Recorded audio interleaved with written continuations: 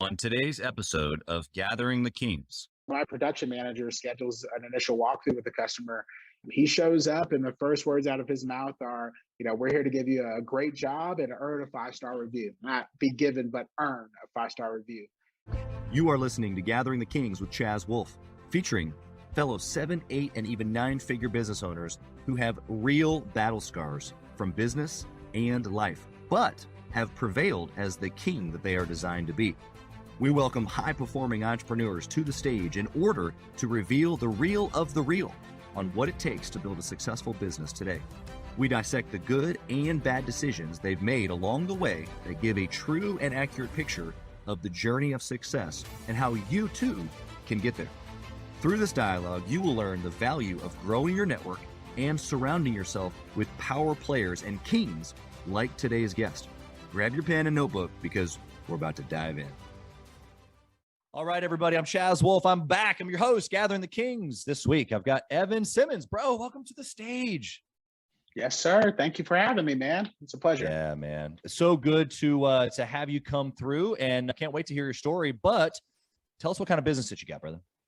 Yeah, definitely. So I run a residential and commercial painting company here in the Denver, Colorado area. We do, like I said, primarily residential. But also commercial and tenant finish repaints, interior and exterior. And we're coming up on our 3-year anniversary here this upcoming week. So exciting stuff. It's been a fast 3 years then, my man. A very, very, very fast 3 years, man. Still catching my breath, trying to keep up. That's for sure.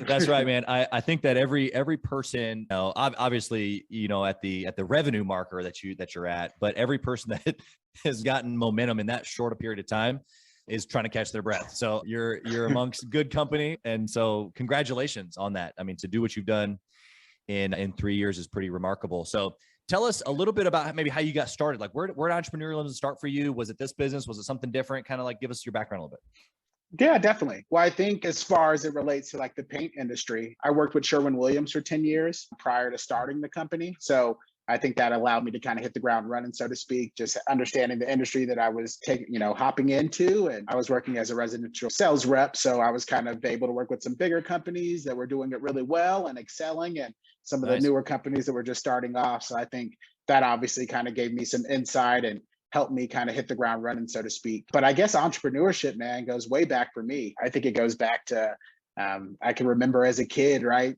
Walking around with the neighborhood kids and, raking leaves or mowing lawns, that type of stuff.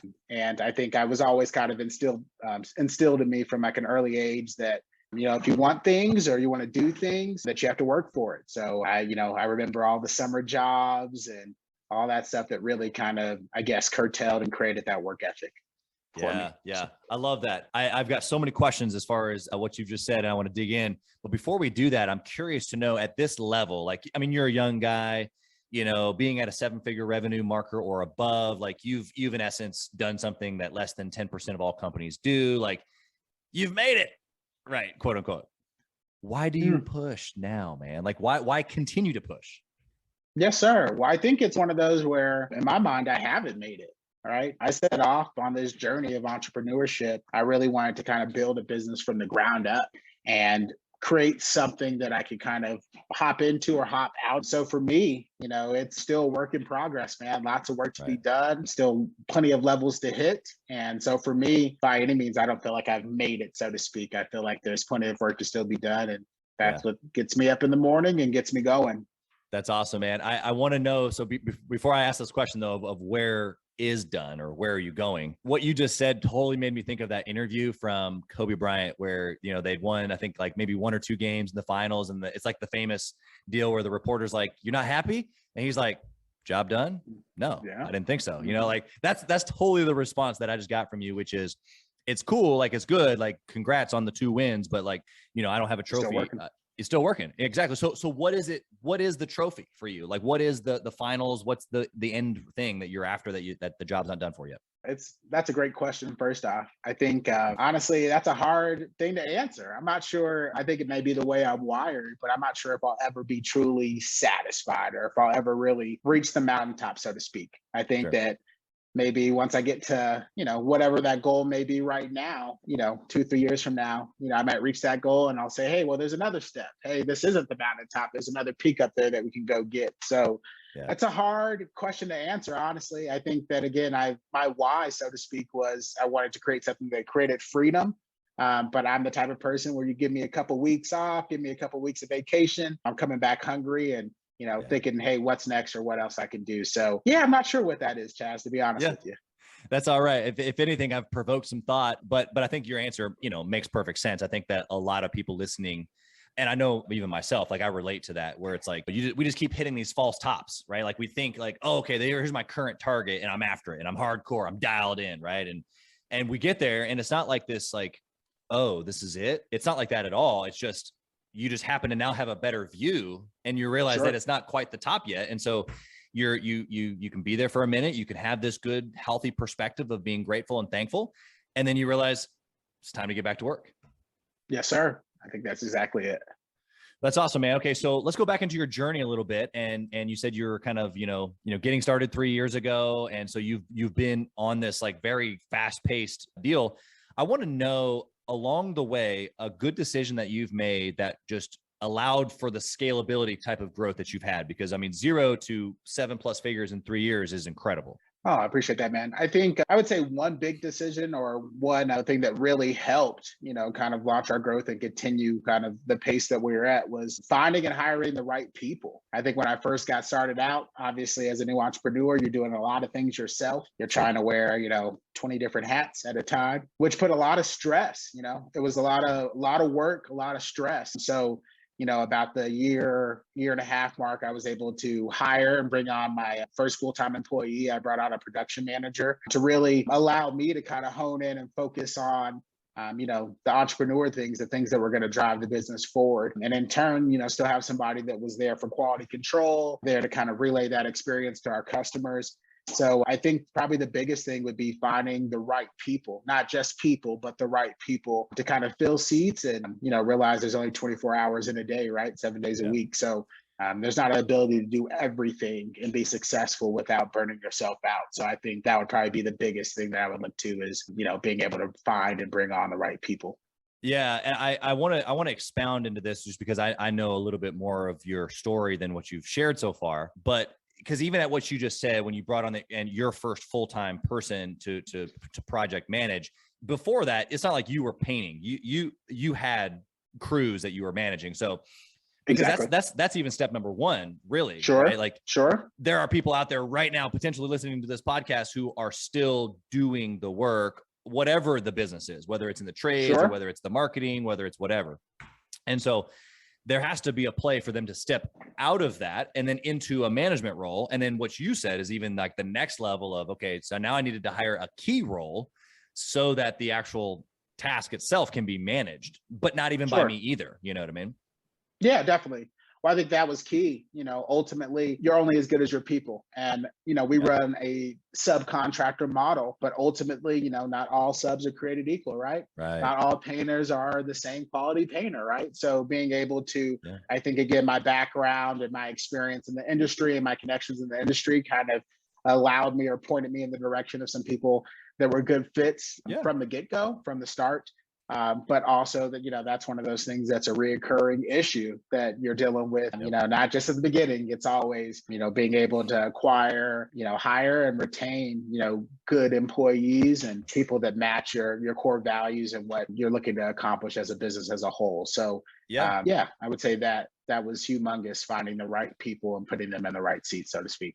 Yeah, I think that you're right on. And it makes me actually think of several good friends that I have that are in, like, whether it's insurance or real estate agents who are bringing on other, 1099s. And that's in essence what a sub is that they're part of you, but they're kind of their own person also. And so the difficulty there of leading that person is different than a W-2 and in some ways much harder, right? Because they're part of your team. They need to be part of your DNA, but at the same time, they can technically just say, screw you, I'm gonna go do my own thing. So give us some insight there of like how you've been able to manage that as far as like, finding the right people, keeping them in the right seat. Like what have you actually done in the practical there to like connect with that type of relationship, that person that doesn't really have to be there, but they are?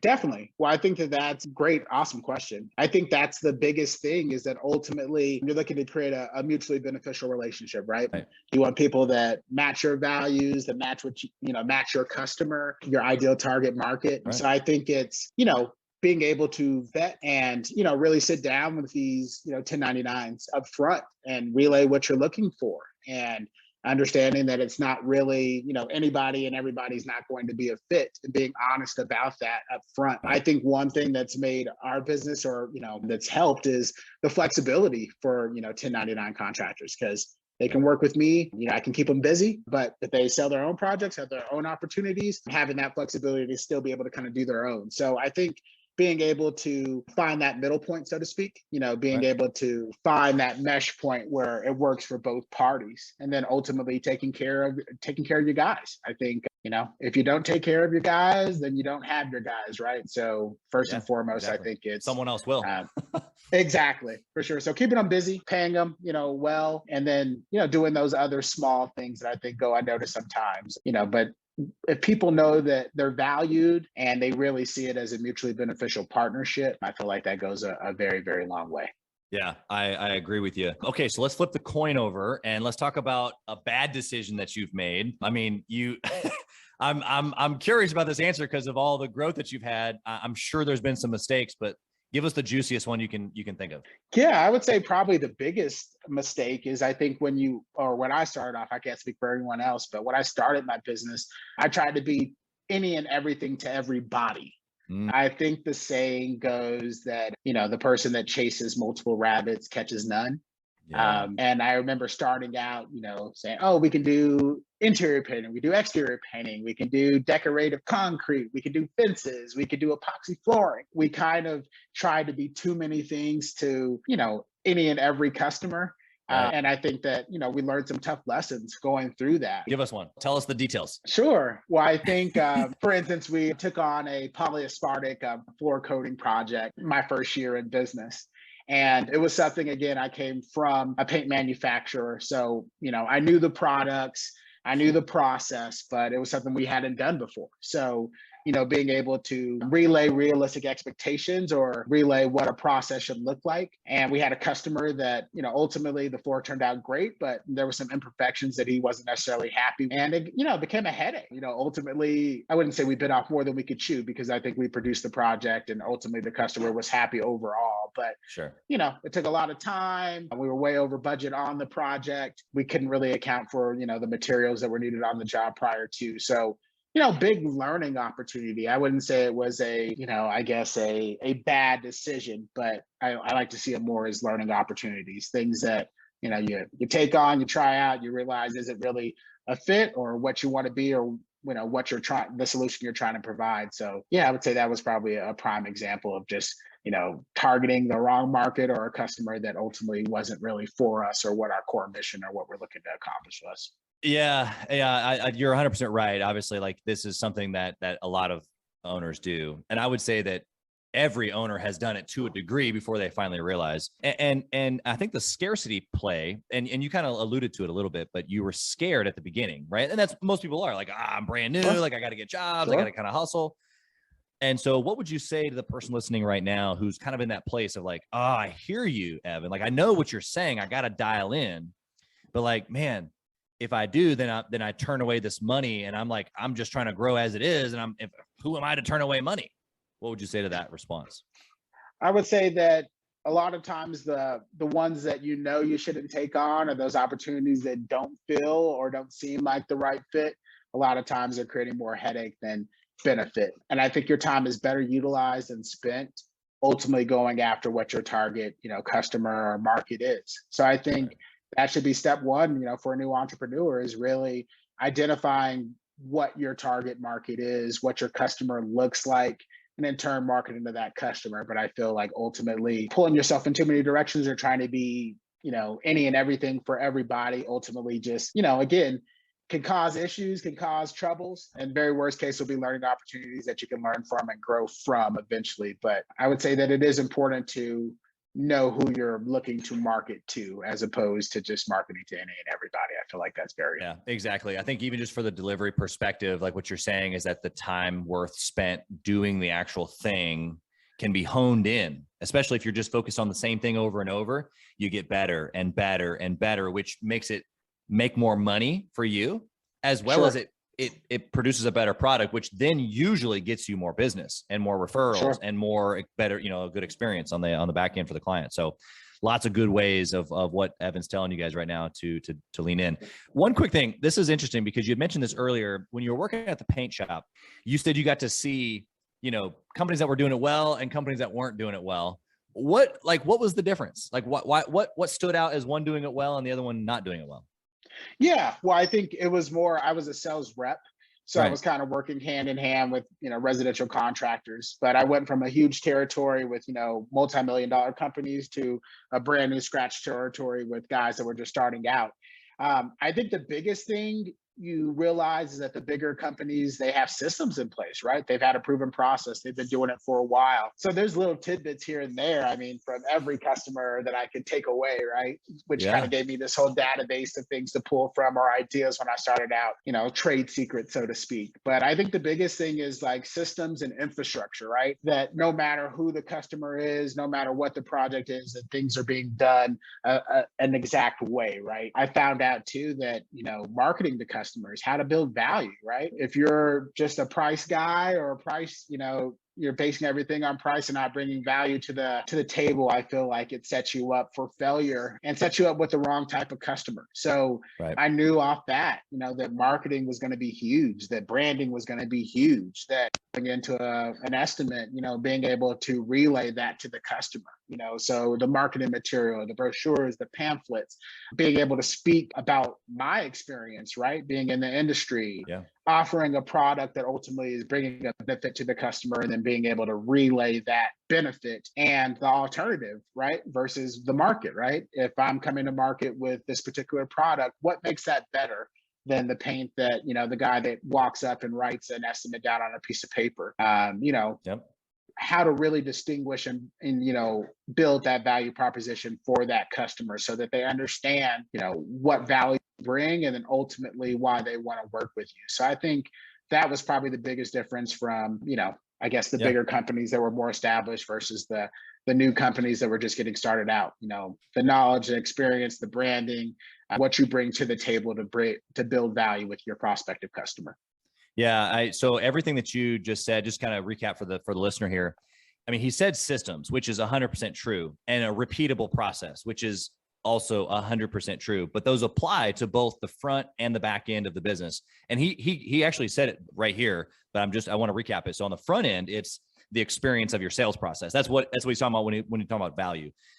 How are you interacting with your client through the marketing and then sales process so that they feel like you're not only providing them what they need, but that you're the right one to do it, and that they want you to do it. And then on the back end, it's the same thing. You have to deliver the product, even though that the project might be a little different each time. You need to deliver it in a systemizable way. And so there's operations, there's systems for all of that. But what you're saying, kind of as a nutshell, is you got to have a repeatable process. Am I hearing you right? 100%. It has to be repeatable. You have to be able to explain it, and you have to be able to build value in it to make sure that the customer realizes what makes you different from anybody else that they're going to be having out for an estimate. So it also sets really good expectations, right? Like on the back end, if they know what to expect, then usually that's where disgruntled or bad experience comes from, is just like a misunderstanding. Right? Sure. Yeah, but it's all communication. So I think being able to display it, I think a lot of times people are visual, so they need to see it. You can explain it. You can come in with this huge spiel, but being able to actually present and show a customer and explain a customer so they have realistic expectations and an understanding for what that project may look like, I think goes a long way. Yeah, 100%. I love it. Okay. Do you have, Evan, some sort of a process or a discipline that you follow to make good decisions now that you've kind of been through the difficulty, if you will? Like, what do you do now? I guess the biggest thing is understanding that, I'm still a work in progress and that our company's still a work in progress. I think, when you hire the right people and fill the seats with the right team, so to speak, that it gives you, great sounding board. I've been a firm believer, that I don't want this to be a dictatorship, right? As I brought in, team members and production managers, office secretaries, things of that sort, that we're a team ultimately, and their experiences, what they see, what they've heard means a lot. So I think realizing that, we may be running at, I would say great efficiency and things are running smoothly, that we could always be better. So I think being open to listening to not only your team, but to your customers. We're really big with trying to get feedback after every project and obtain a review, but just constructive criticism, right? What can we do better? What did you enjoy about this process? What did you not like? What could we have done better? Even one thing I do when I go out to prospective customers is I ask, hey, have you hired a painter in the past? What was your experience? Tell me more about it. What did you like? What did you not like? I think the more information you can gather about what is working and what's not gives you an opportunity to fix it. Whereas if you're, have your head in the sand, you're like, hey, everything is great, we're doing everything exactly how it's supposed to be done. I think that's what tends to kind of bite you in the backside, so to speak. So I think being open and understanding that it's an evolving process and that you have to evolve with your customers and with your team in order to kind of take those next steps. Yeah, that's a great answer. I love it. One thing that you said in there, as far as like following up after the projects and even trying to go for a review, doesn't that, Evan, leave like them like, a spot to complain?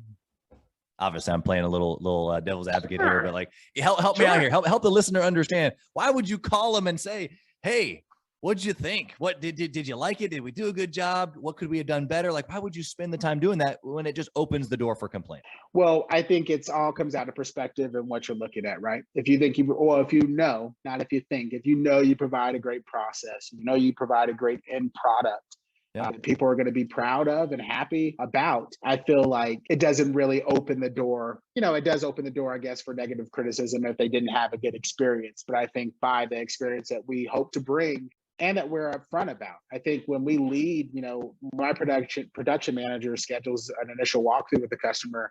He shows up and the first words out of his mouth are, we're here to give you a great job and earn a 5-star review, not be given, but earn a 5-star review. And I think that if you're leading with that and setting that expectation that they're going to have a 5-star experience and that you're going to put your money where your mouth is and actually perform and deliver that, then I think, it's setting that expectation up front, and then the customer feels an obligation, so to speak, to be able to follow through. So, we say that up front, we ask for it up front, and we say, hey, if we're able to, once we deliver, this 5-star experience, we would love a review. A lot of customers are happy at the end to be able to write us that review. And I think that's one cool thing about painting is that, they're transformations, right? These people are living in a home, or let's just say the exterior of a house, right? That's what they're seeing every day. They pull out the garage, they pull into the garage, they see that every day. So when you see this dramatic difference and fresh paint and premium craftsmanship, customers are happy. They're excited, right? It's this transformation. So I think it all in all gives us this opportunity to really provide a service that I think makes a difference and makes our customers happy. And once we do that with our communication and the overall experience, we're confident that if we ask for a review, it's going to be a positive review, not negative criticism about their experience. Yeah. Well, and if they did have a bad experience, you would actually want to know that, wouldn't you? Yeah, we definitely want to know it. And I think that, again, we're kind of a hands-on company where our production manager is on site daily throughout the project. So if anything, we get an opportunity to resolve those objections up front, right? We're communicating, we're there, we're available, right? Customer comes home at 5 o'clock at night and has a question or a concern, they have that point of contact to reach out to. And then, of course, we're on top of it to make sure that, we're resolving any objections or any problems to make sure that the customer is having a good experience. So I think it goes back to just, again, creating that experience that, customers are going to enjoy. And then ultimately, if you provide that, you can feel confident that, asking for a review or opening up that Pandora's box, so to speak, is going to, come out with a positive result. Yeah, 100%. Love that. Okay, Evan, you ready for the speed round? Yes, sir. Let's do it. All right, here we go. First question is, if you could only pick one metric out of your entire business to track forever and ever, what would it be? Definitely customer experience. So I would say, those reviews, right?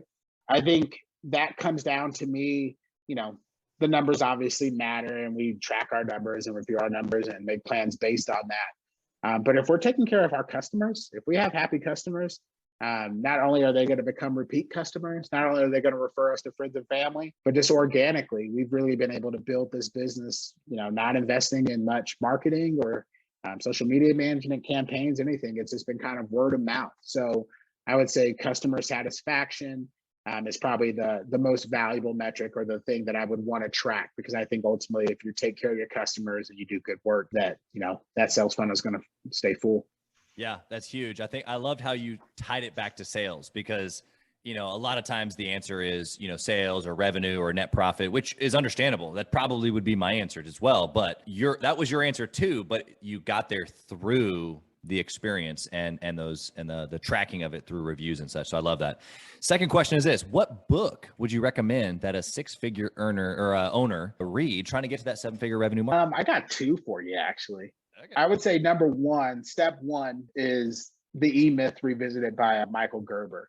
Yeah. As far as systems, processes, being able to kind of create that franchise model that's transferable, so that the process is the same every time, no matter who's performing it. I think that was huge and humongous for me, especially starting out. So I would say that that's big. The second one that I think has just been transformational and really big for our business is Traction by Gino Wickman. Yeah. We reviewed that book, read it multiple times as a team. We practice it, on the daily. We have our quarterly rocks that we're chasing after. But I think, Traction really allowed us to create a team vision and understand, goals and where we're headed. I think the first, year and a half or so of the business, we were just kind of taking it day by day, just whatever came our way. But I think that Traction really has allowed us to create a vision, create goals, and then break down those goals into smaller goals and then smaller goals, so that it's easily trackable and knowing that you are making changes. So yeah, I would say Traction by Gino Wickman is a must read and a great book to kind of help align your team and get everybody on the same page. It also really helps with, identifying what the ideal, employee is, and, being able to find the right people and put them in the right seats, because I think a lot of times we have a tendency to kind of, just hire to hire, so to speak. And a lot of times that can cause more issues than help if it's not done correctly. Yeah, because I think to your point, there's two different types of maybe decisions that you make in the hiring process. Is who is this person? Are they a good fit for the bus?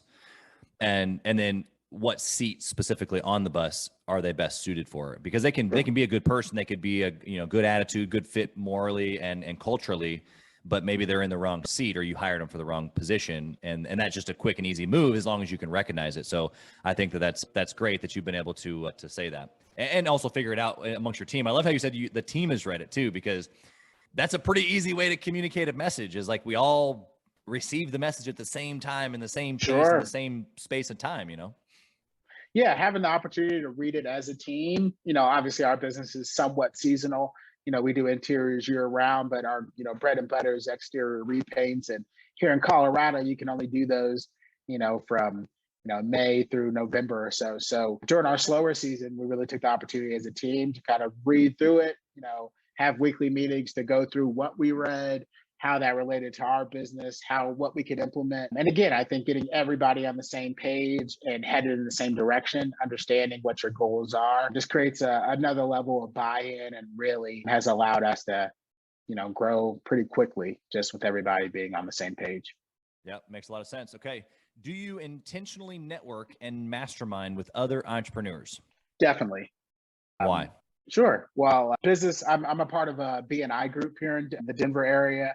And that's just been absolutely humongous for my business. I would say, for any new entrepreneur, especially that's in a trade or a service industry, highly, highly, highly recommend BNI. I think, not only being able to kind of network with, like-minded entrepreneurs, but a lot of people that are going through the same things that you are, a lot of people that are just starting off or branching off. So the opportunity and ability to kind of grow with others, I think is great. And then also, having 30, 35 people that know you well, know you personally, and can refer you with confidence, I think is a amazing way to kind of help build your exposure, especially at the ground levels organically, right? Yeah. I can show around or hop around and, introduce myself to, 15, 20 people in a week. But, if I had 30 people that know me well, and as soon as, somebody in their network has a request for a painter, they can refer me with confidence. I feel that means it makes a huge difference. And the mastermind groups, I think, as well, are humongous. I'm a part of one that's been really big for my business. I think being able to especially talk to people that are in the same industry as you, and lots that have a lot more experience than I have and been around the block a couple times. It's great to be able to pick their brains and see what's worked for them, what hasn't worked for them, mistakes they've made in the past. I think it saves a lot of time and energy to not have to go through and make some of the mistakes that others before you have. So I think still having relationships in the industry, still talking to previous customers of mine, and then being that for other people too, right? A lot of people have reached out and, hey, Evan, how did you do this? Or, hey, Evan, it seems like you're killing it here. Like, what advice would you give me? I think being able and willing to be that for others has been, really big for me too, being able to be that resource and knowing that I've had people do the same for me. So I'm big in the networking and mastermind. Group stage. Yeah, you've given us several examples. I just want to say just to reiterate the last piece that you said there for the listener, because most likely at the stage that the listener is at, not quite at that 7-figure mark yet, it's so difficult to be able to want to give back, right? And that's really that last piece that you said, is whether it's a part of a group or, just a local thing that you do in your community. But when you pour into other people, specifically entrepreneurs, even, you're basically you're reiterating, or you're coaching, for lack of better terms, yourself. Sure. And I did this for many years, where it's like, people would ask, I would spend the time coaching, whether it was sales or business, before I ever got paid for it.